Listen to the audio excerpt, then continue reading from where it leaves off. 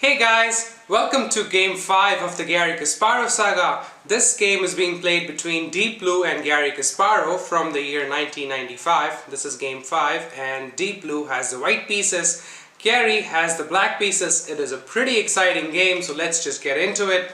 We have E4 as an opening chosen by Deep Blue and E5.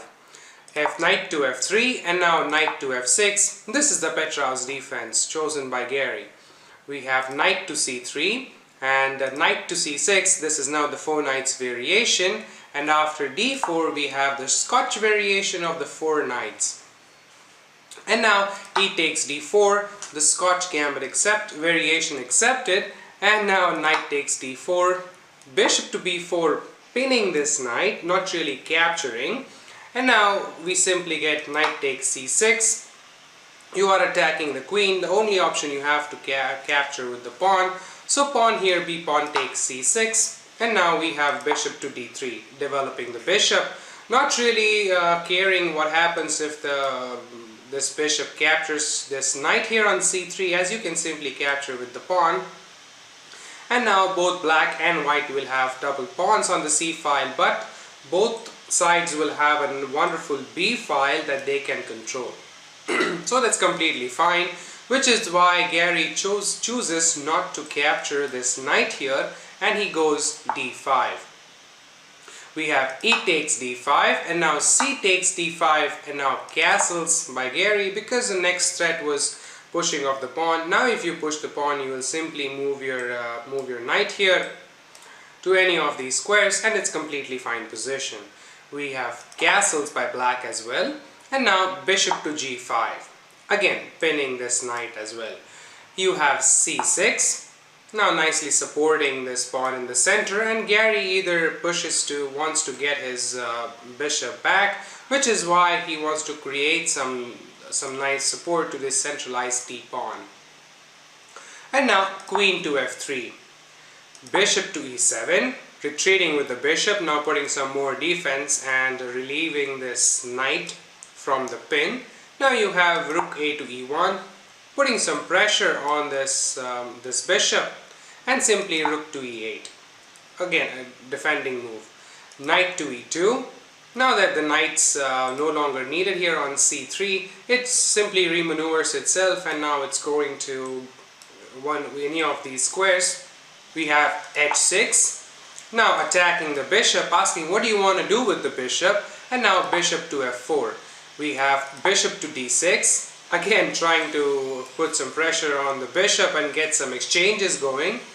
And now knight to D4. Deep Blue says if you want to capture this bishop, you do it on your own terms. I am not going to capture here and develop your queen for free.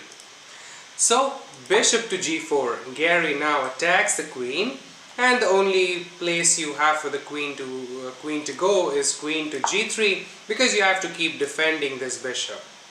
And now finally bishop takes F4.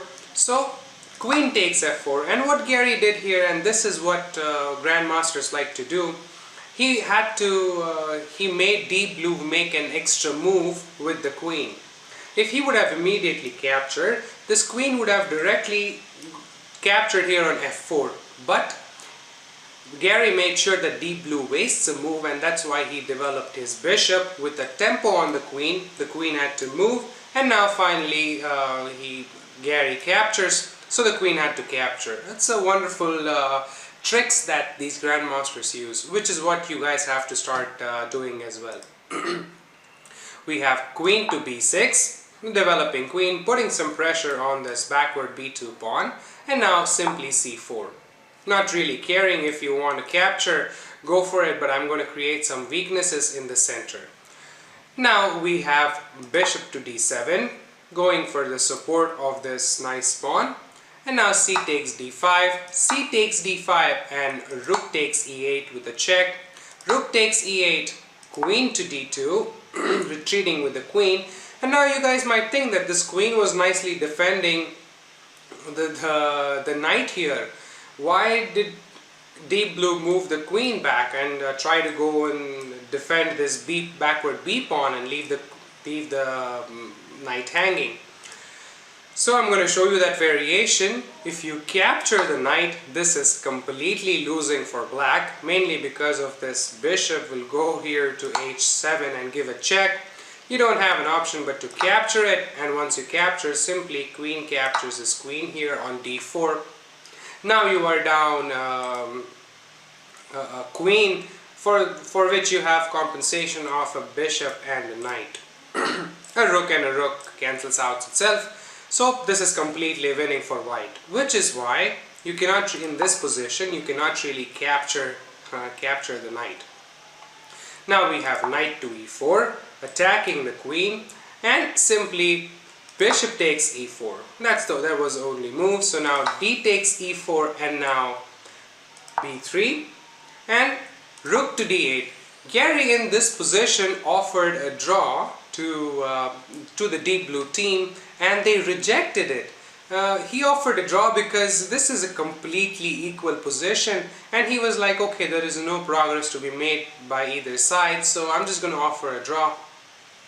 Mainly now that your knight is being attacked, yes, you are defending it with the queen, but once this bishop moves to any of these squares, then this rook also will be attacking the knight and it will be pinned. So you have to move the knight, and then you have to move or you have to move your queen. Either way, and of course Deep Blue will see this. Plus you have equal material. You have 1, 2, 3, 4, 5 pawn against 1, 2, 3, 4 and 5 pawns.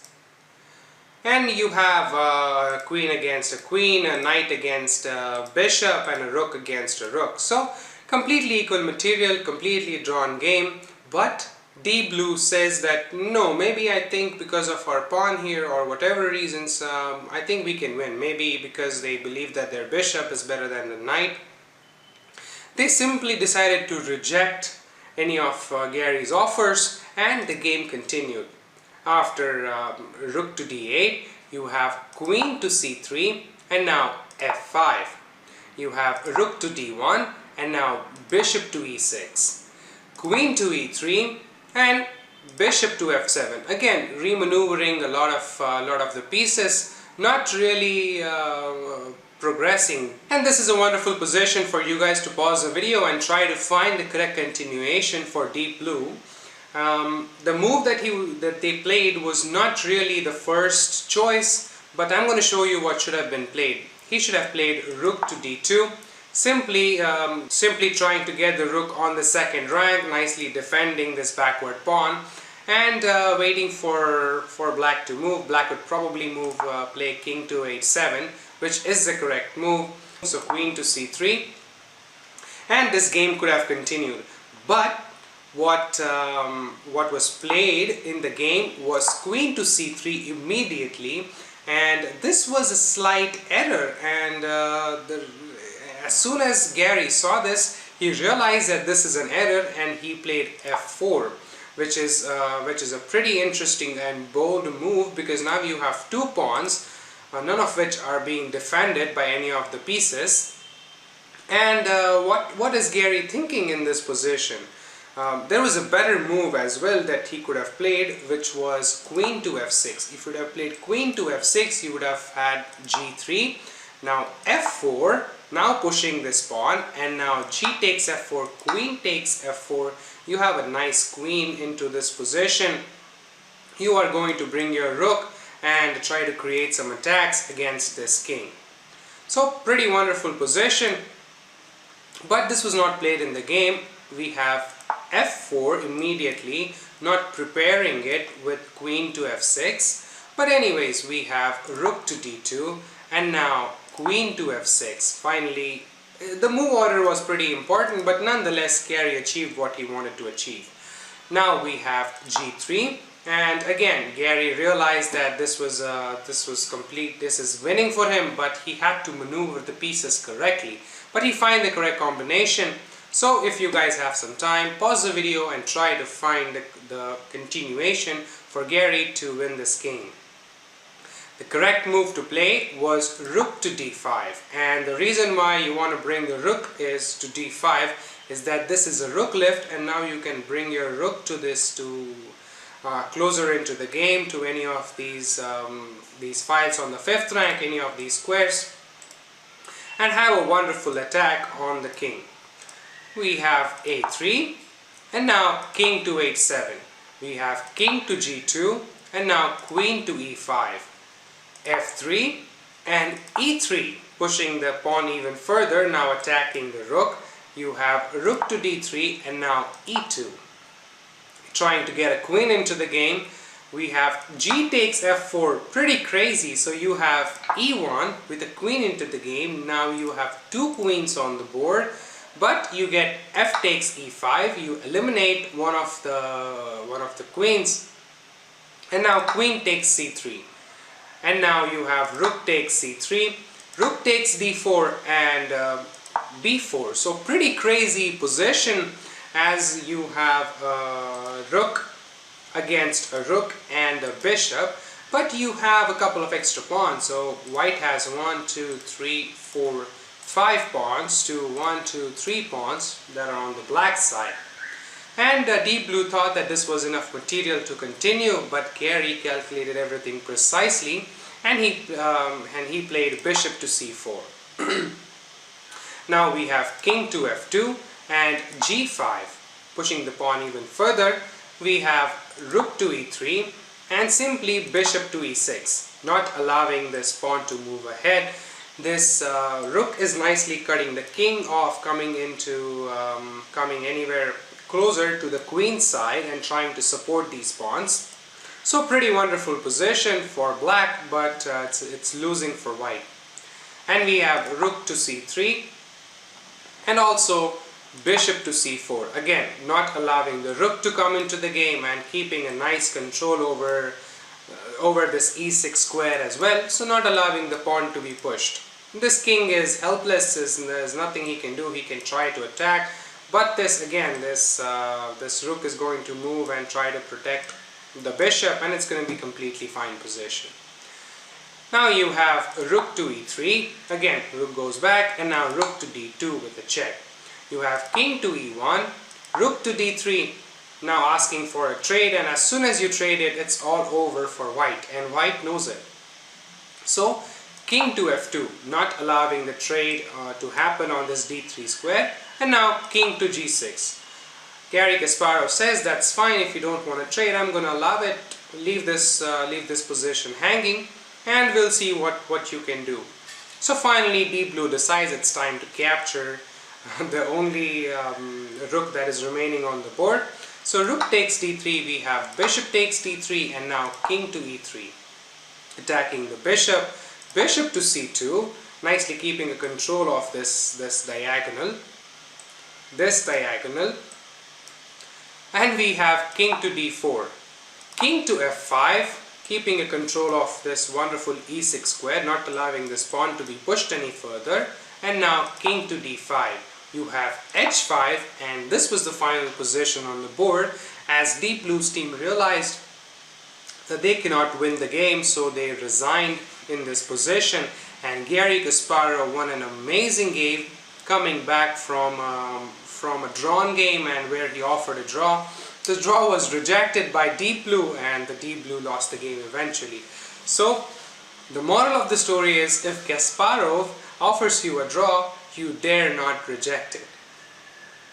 And after this, I'm going to show you why Deep Blue's team resigned the game. It was because they knew what followed was king to c6. And why do you really want to go away from defense of this pawn? Because now you're trying to attack this backward pawn, and then you have two passed pawns, two connected passed pawns, which is going to be pretty difficult for black to contain. So if you are in Garry Kasparov's shoes, try to find the correct winning combination from here on. The correct move to play is a6, and for any of you who found it, you guys are pretty amazing. Congratulations. The main reason you want to play a6 is simply because now you're going to play bishop to d3 and nicely protect this pawn here on a6, not allow the king to capture, and then you are completely in a winning position. So we have king to d5, retreating with the king, because Deep Blue understands what Garry's plan is, And now bishop to a4, not allowing this pawn to be pushed. So simply not allowing this pawn to be pushed as well. And now we have e6, trying to create a queen by going to this e8 square. But this bishop is also protecting the e8 square, so there is nothing white can do in this position. And this king is perfectly placed. He is definitely going to go gobble up these pawns, and you can bring two queens into the game if you want to. But we have bishop to b3 with a check. Now we have king to c6, and now king takes e6, not really taking with the bishop, because you need the bishop to defend this a6 pawn. You have king to b6 and bishop to c4, again nicely defending the pawn. King to c5, bishop to b5, now bishop defends the pawn defends the bishop, and nothing white can do about this. We have king to b6, and now king to d6, king to a5, h4, king to b6, again there is nothing white can do, so he has to keep repeating the moves. Bishop to c6, and finally king takes a6, bishop takes f3, and now b5, pushing the pawn even further. This is completely fine because now you have a king that can go to the defense of these squares and not allow these pieces to queen up. So this is an okay position. In previously, a few positions ago, this king was too far, which is why you couldn't really allow your bishop to get away from the defense of this a6 pawn. So that is pretty important lesson here for all the youngsters that are watching. You have g4, now you have b6, g3, and now h takes g3, h takes g3, b7. You simply have bishop takes b7 with a check, king takes b7, and g2. There is nothing white can do. This pawn is much quicker than this pawn. And in the next move you're getting a queen into the game, a4, g1 with a queen into the game, a5, queen to b1 with a check, king to c8, now queen to b2, a6, queen to b6, and after a7 you all see the checkmate, queen to c7. This is checkmate, game over, Deep Blue. So back in this position, on move 47, Deep Blue realized that it cannot continue further, so they resigned the game, and Garry Kasparov won an amazing game. After 5 games, the scores are 2.5 Garry Kasparov and 1.5 Deep Blue. It was pretty humiliating for Deep Blue to reject the draw offer by Garry and then end up on the losing side. But it's alright. I mean, this was an era where computers were developing, and I am sure that now none of the computers will make such mistakes. Now we have computers that think 40-45 moves ahead, and then they select the best move. So it has become pretty difficult to defeat the computers. But grandmasters still do it because they understand the basics of chess much better than an amateur. So that was it from the video, and I have hoped you enjoyed it. I would like to thank all my subscribers for subscribing to the channel. I greatly appreciate it. That's all from me. Namaste. See you next time.